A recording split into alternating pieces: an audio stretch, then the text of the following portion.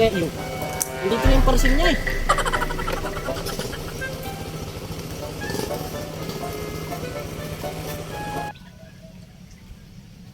Oh, hello. Hello boss. Hello, Shopee. Yung in-order ko na kambing. Ay, nandito na po yung parcel mo. Ay, sige po, hanapin ko. Tadalhin ko na po yung parcel na kambing. Hala, sige, sige.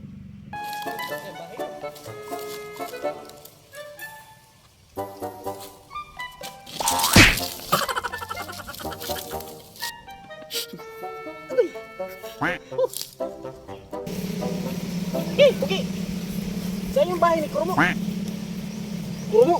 Oh. Eh, hanap ako ng hanap at gawa nang nag-order si Shopee ng kambing. Eh.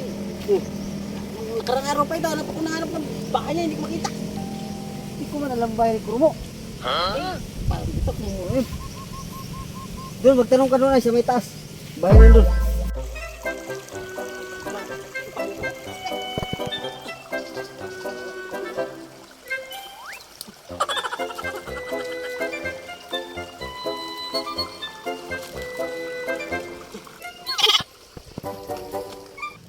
Kurumo!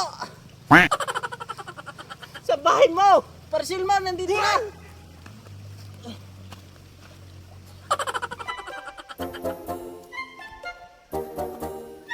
Sige, tama na. Yun na yata yung bahay na yun. Ito po! Oh, nandiyan na yung in-order natin sa Shopee ah. Ay sir Kurumo! Anong nangyari sa... Ano? Parang kung saan ka nakarating? Sir mo! From Shopee! Oh, ito na pala ito. Bakit lalaki ito? May itlog ba? Lalaki nga eh. Pinapit lang sa kalsada nito bahay natin. Lapit lang yung kalsada na ito. Eh, huwag na po kayo ma-order sa sunod ng kambing. Puta, gulping hirap. Puta, nandiyan lang pala ang daan. Pinahirapan na ako. Oh.